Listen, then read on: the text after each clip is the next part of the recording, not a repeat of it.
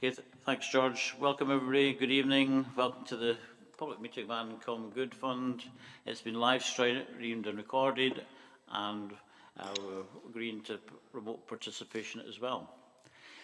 First of all, as I said, apologies, Chair's approval of members' remote participation, and we have agreed that. Amanda, can you provide the sidurant and any apologies, please? Thanks, Chair. Good evening, members. We have 3 in the room, namely yourself, Chair. We have Sean Marshall and Alan Kay as community representative, and we have apologies from Ian Carruthers and also George Jameson, who's attending by Teams. Thank you. Okay, and declarations of interest. Any declaration? I shall declare an interest as a reference to Annan Harbour and in one of the items, and also Annan History Town as well. But I don't think my interest is enough for me to leave the meeting. Yeah. Oh. That's true. So better not. Right, the minutes of the meeting are for noting. So we've noted them.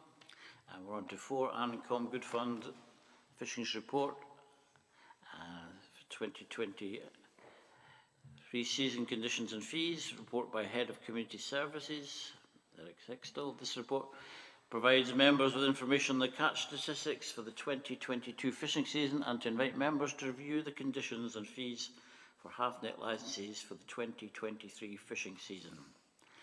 Derek Huxtall is available to take any questions on the report. Have we any questions or observations?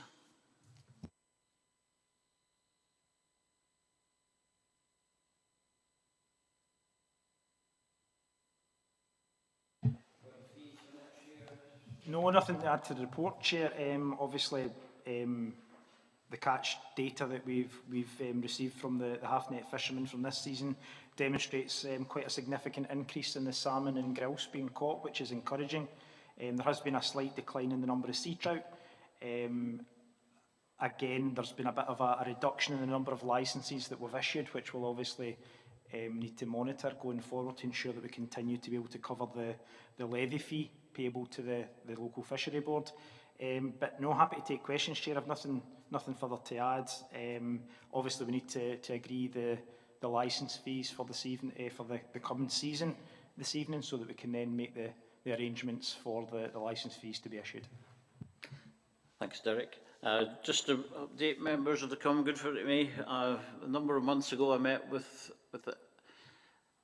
the Salmon Net Fishing Association of Scotland, which we are members of, and we met with the Scottish Government, the Ministry of not transport, it's a Ministry of what, Derek? Yeah, Marine Scotland Minister. So we met online there. I put the case for the half-netters again to be allowed to take salmon.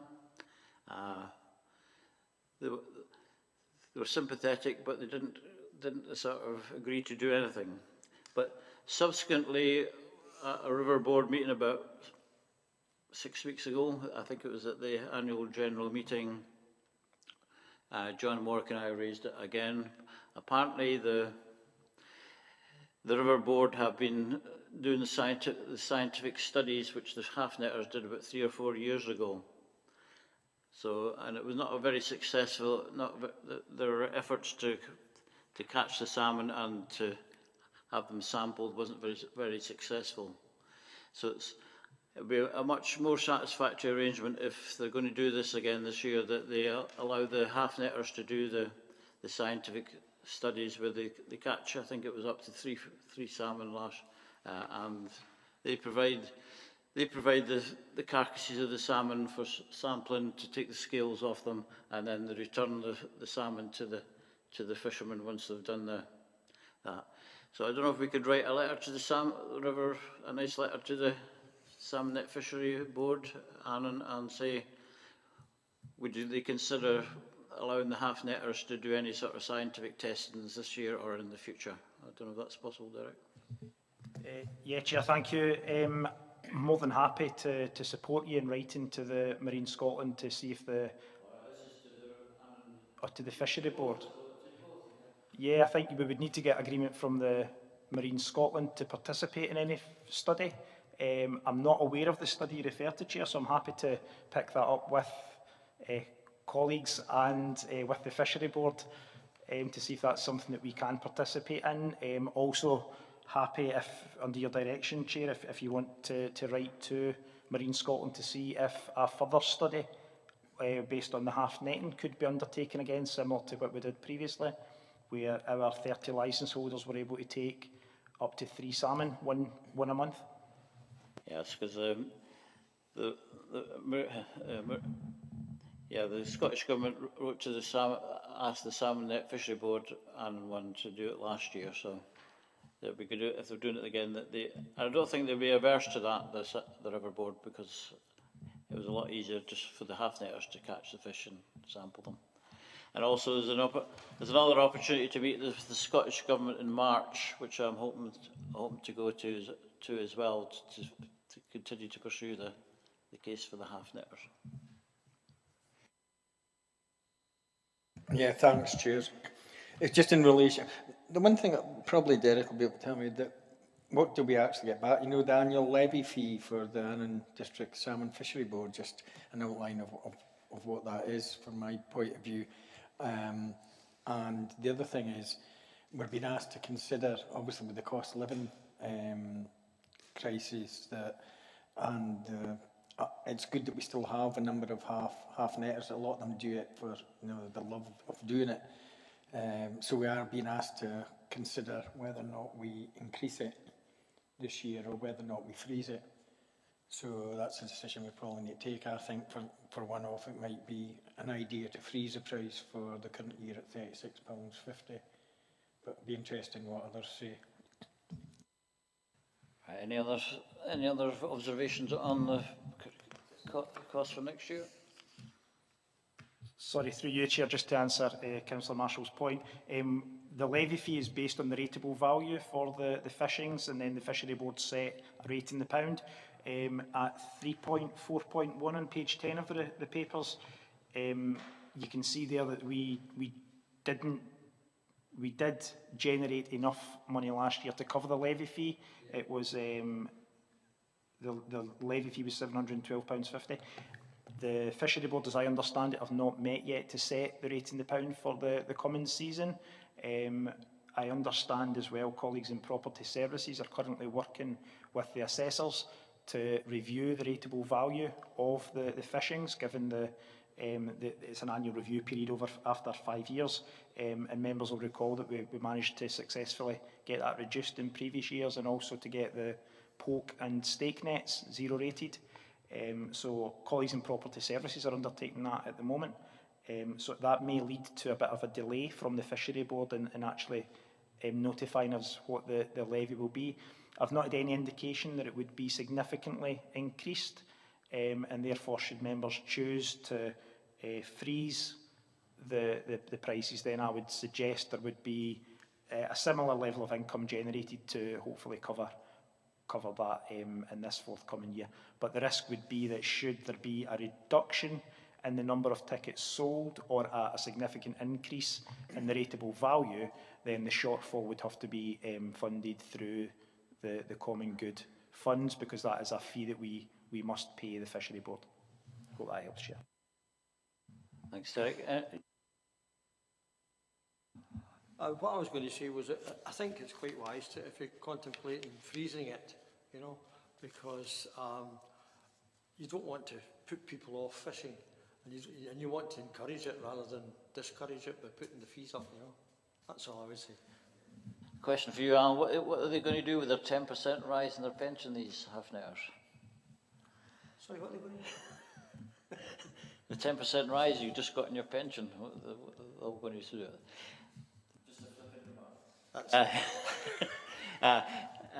George Jimison, have you got any comments to make? No, not at the moment, no. Okay, I think we're content with a freeze in the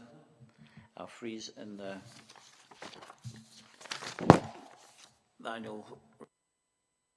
So if we go to the recommendations, this report provides we've asked to review the catch statistics for the 2022 fishing season for half nets, detailed in Appendix 1. We've done that.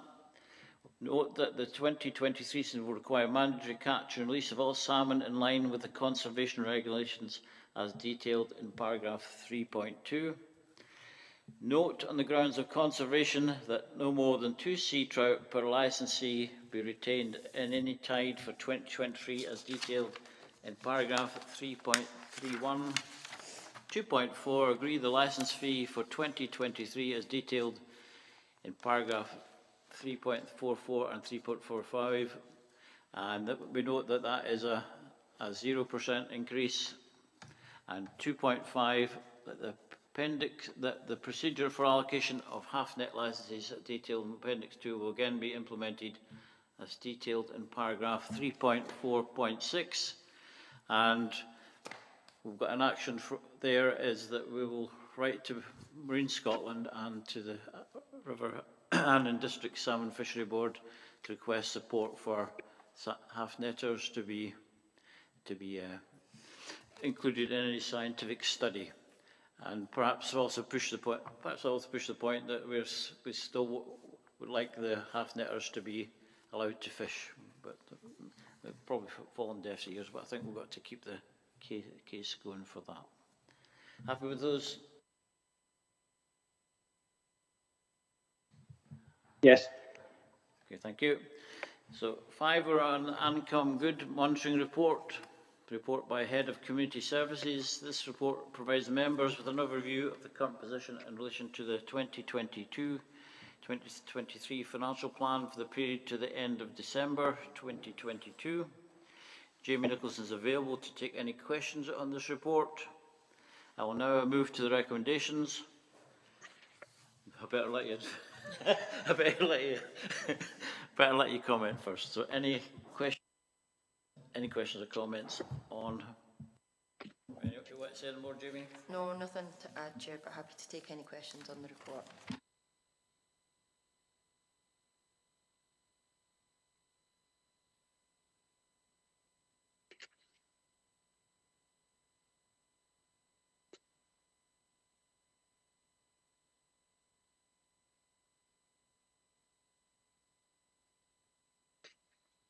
On Anna. Number 5, sorry.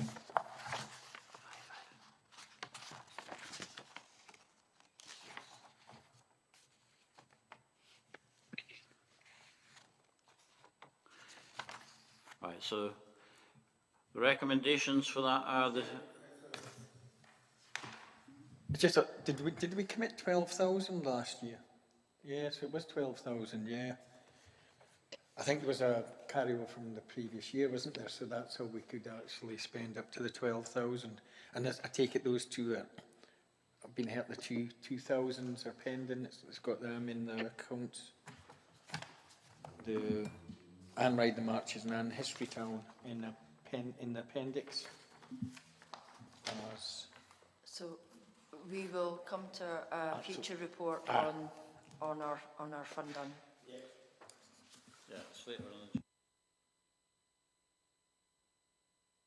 So we're happy to go to the recommendations, and we're asked to note 2.1, the 2022 monitoring report for the period ended 31st December 2022 in the appendix, and agree to carry forward 5,400 to 2023-24 grant allocation as outlined in paragraph 3.3. Happy to agree to note these?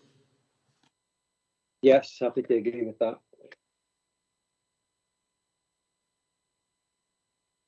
Moving on to the one that was on before, it was item 6, Ancom Good Fund Assets Report by the Head of Community Services. This report provides members an update on the current register of Ancom Good Assets and their asset values. Jamie will be taking any questions on this report. Nothing further to add, Chair, on the report, but happy to take any questions from any members. Alan? Chair, can I ask, under 35 Seaforth Avenue. Make members aware that the area at Seaforth Avenue listed in common good. My question is the Petang lease in the name of the council or the common good? Because that was something that was let in the interim period. So prior to the Petank piece being laid there, that actual review of that area hadn't commenced, so it was given under the pretense of the assets colleagues. So there isn't actually an official lease in place because it's still open and common ground that all of the public can use. So obviously it would be up to members to decide today. There's actually two community groups that actually now utilise those areas that this is now deemed as common good, one being Seaforth Tennis Club and the other one being the Petank. So I think further discussion in light of this review is perhaps needed by members to see how they would like to progress in the future. Chair, just I think on that point, because yeah, I recognise that that's the Petank has been recently kind of operating over there and it's successful. I'm just wondering, I know I've got Julie here, but what's the legal implications to or for actually having leases as opposed to just allowing them to use it as part of the common good? It's probably a question I don't know if Julie could answer.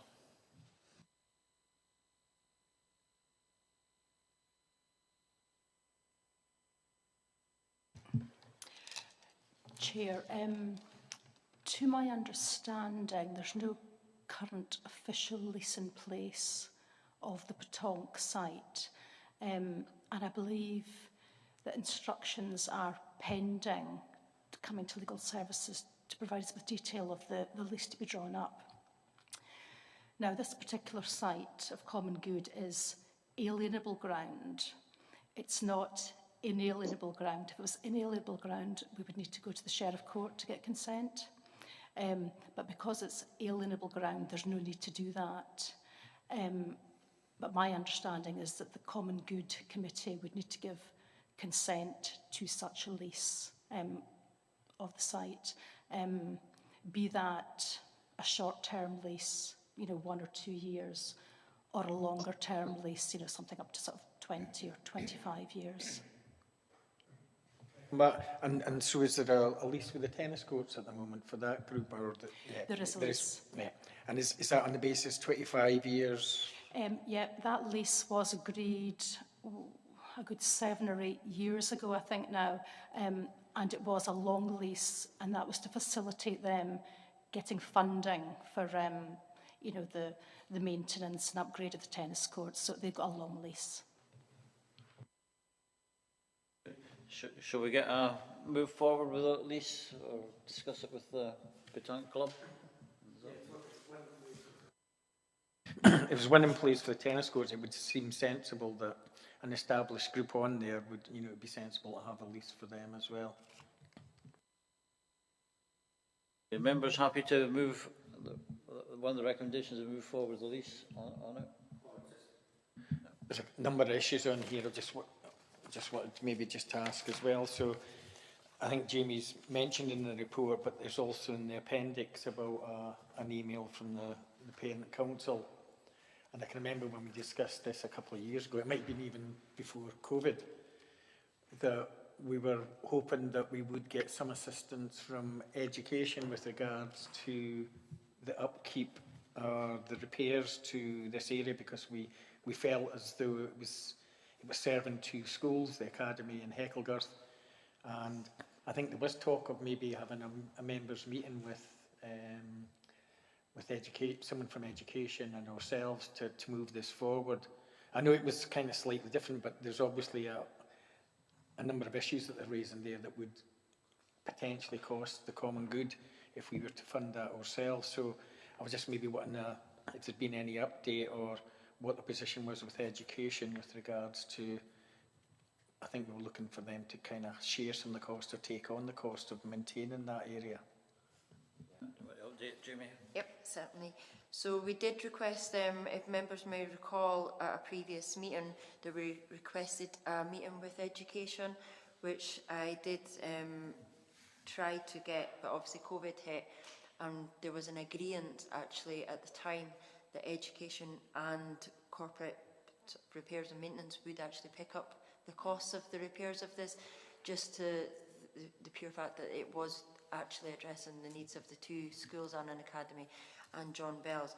Unfortunately, there's been nothing put in firm writing to follow that up, which I have tried to pursue.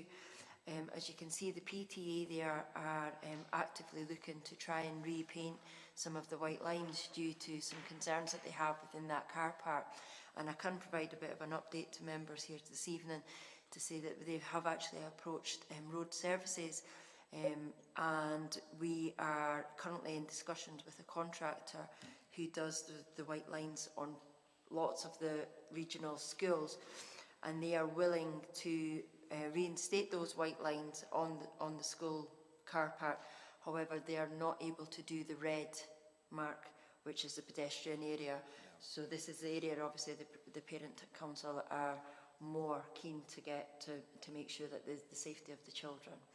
If I can just add as well, what they have, they did contact me today to actually ask if the Common Good would also consider putting two railings on a pedestrian area adjacent to the school Annan Academy School playing field that would stop cars parking on the pedestrian area at the moment to try and resolve some of the issues they're having with the on pedestrian car parking. Yeah, and I think when you look at the kind of pothole issue and also the broken green fence, and I'm sure they were kind of original issues a couple of years back. So I think it might be worth, before we, there's obviously responsibility potential on ourselves, but I think we all concluded that there was a responsibility from education as well. And that, from what you've said, that there seemed to be that acceptance to look at that. So I think probably the best thing is if we can try and arrange a meeting and just to find, or even the follow-up, Jamie, if there was a kind of like an informal agreement in place that would have been, that would have been taken over by education, we may probably need to follow that up. And if it needs a meeting, we could probably have a meeting on site as well. I don't know what other members think. If I can just add to that, though, Chair, education are very clear, because the car park doesn't sit within their school estate, that they have no budget to actually perform the repairs and maintenance to that car park.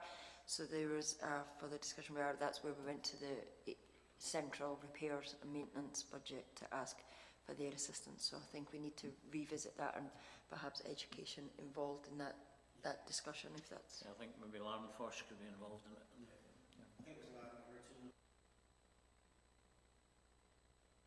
Any further question? Any further points on those? You want on the Annan Harbour one? How fast are we moving on? Has it progressed since the last time we spoke? Because there was some delays in having meetings and taking it forward. So we are currently waiting on their Annan Harbour group submitting their stage 2 application. So we, as you can see by the appendix that's attached to the report, we've identified the area now that the Harbour group would like to be included in the community asset transfer. And now it's a submission of their stage 2 application along with their business plan that we're waiting for that group to progress. Julie, is that an alienable or inalienable property? Chair, that's a very good question. I believe it's part of the Borough Charter. So on that basis, I think it would be inalienable. We'll need to have a further look at that. And if that's the case, then clearly Sheriff's consent would be required to agree to any alienation, an alienation being a sale or a long lease. So we'll need to review the title just to be sure, but I believe it's inalienable. Probably have to go to the Sheriff then. Maybe. I think there's a good chance. Okay, so is that a long protracted?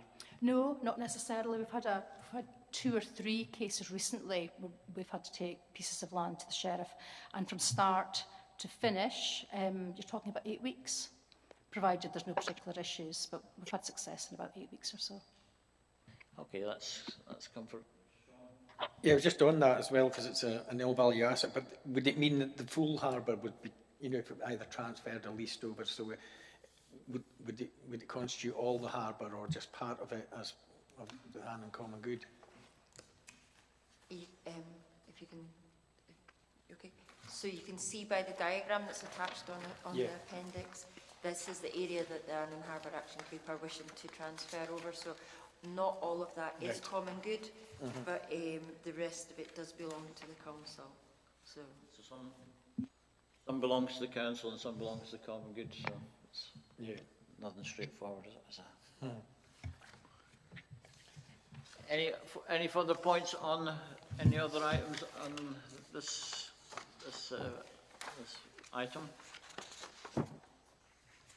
No? Yep. So we'll go to the recommendations.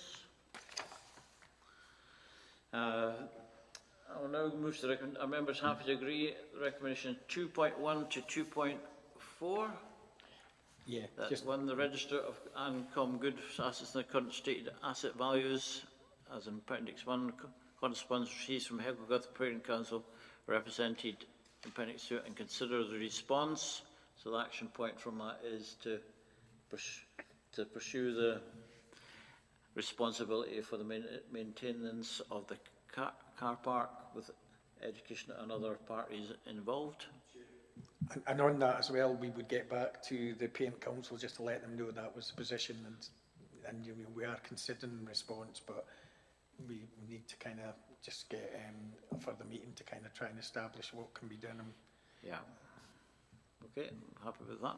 And 2.3, the area outlined in paragraph 3 and note to future presentation outlined in paragraph 3.4.4. And the area of common good land detailed on appendix 4. Okay. Happy with that? Yeah.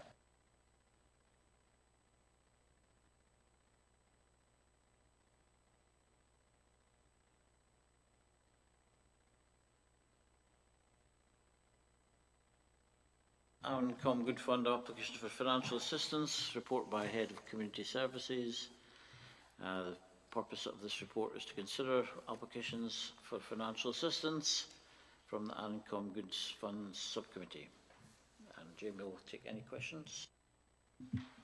Chair, can I just make a note? There is a slight amendment to the recommendations on 2.1 that should actually read the note of the remaining free income available to Annan Common Good is 9,400. So sorry, slight typo there.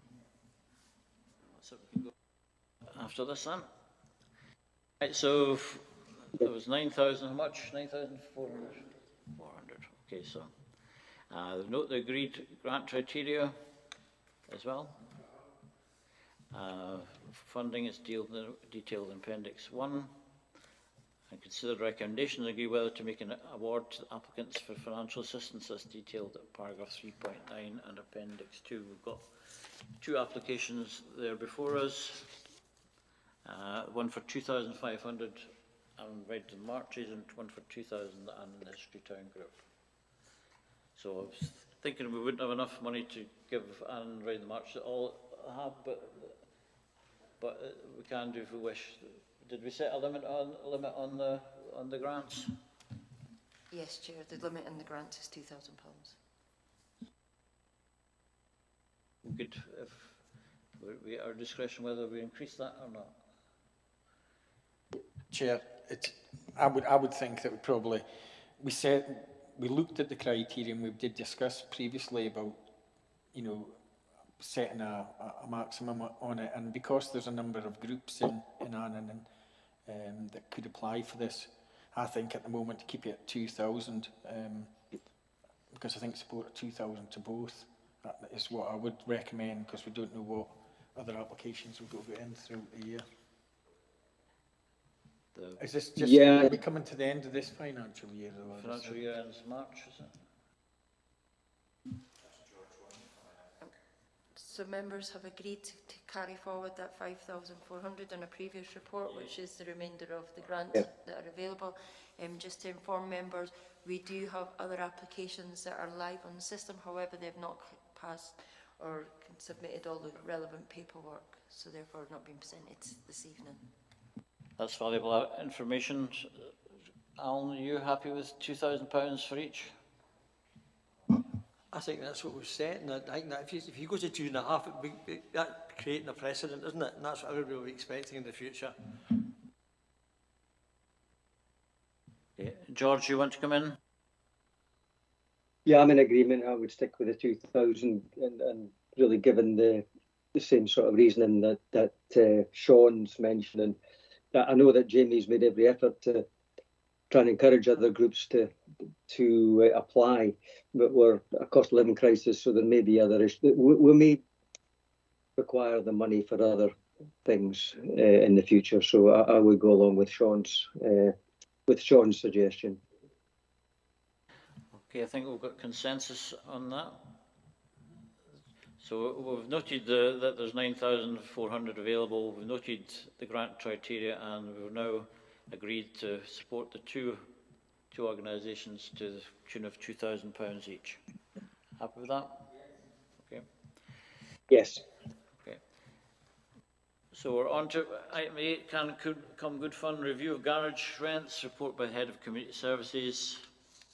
The purpose of this report is to ask members to review the charges for the Annan Come Good garages commencing from 1st of April 2023. Jamie's available. Any questions?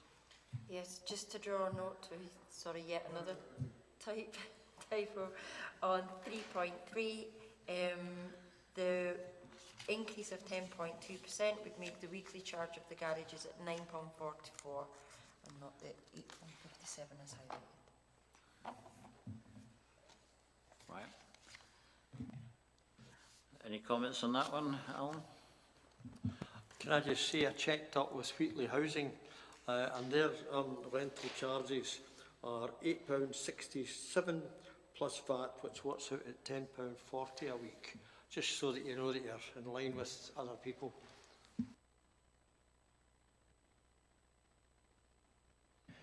I can't remember how many, I know Jamie and others kind of actively tried to proactively promote the garages, and I think there's only 8 of the 13 that are let at the moment. I don't know if that's lower than what we're used to in the past, or it's a higher number of lets. But on the basis that we've still got 5 garages that probably we could let out, and the fact that we froze the licences earlier on, I think it might be, and Alan, just confirming that it's round about the same price per week for the I think 10 pence extra, £8.67. I would propose we probably freeze again this for this year, rather than increase it because of the cost of living. Jamie, can you tell us if there's any how much their maintenance costs are on the garages, if anything? Maintenance costs, Jamie?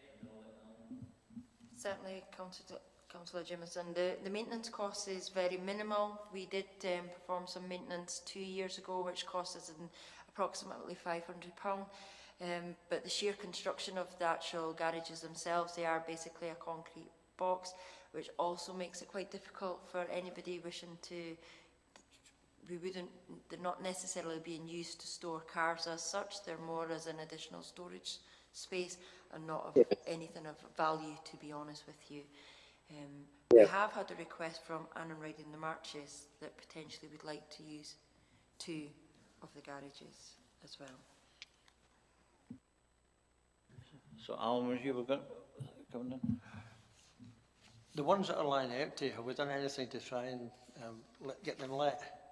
I remember previously we said this, and it was quite difficult. So if you start increasing the rents as well, you've got even less chance of getting rid of them, haven't you?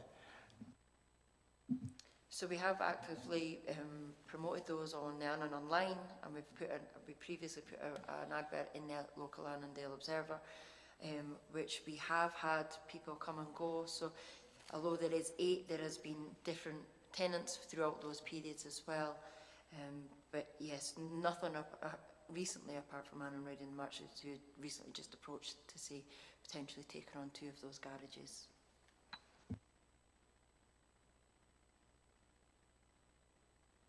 Yeah, no, the current storage facilities that Annan and Marches use, I think they're coming to an end.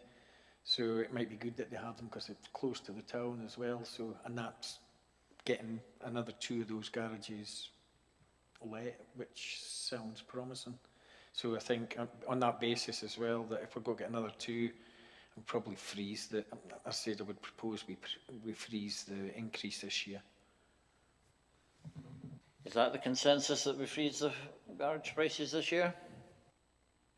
Yes, I'm content with that. Go to the recommendations, which are consider the uncommon good garage rental fee as outlined in the paragraphs, and agree that the council there will be no increase this year.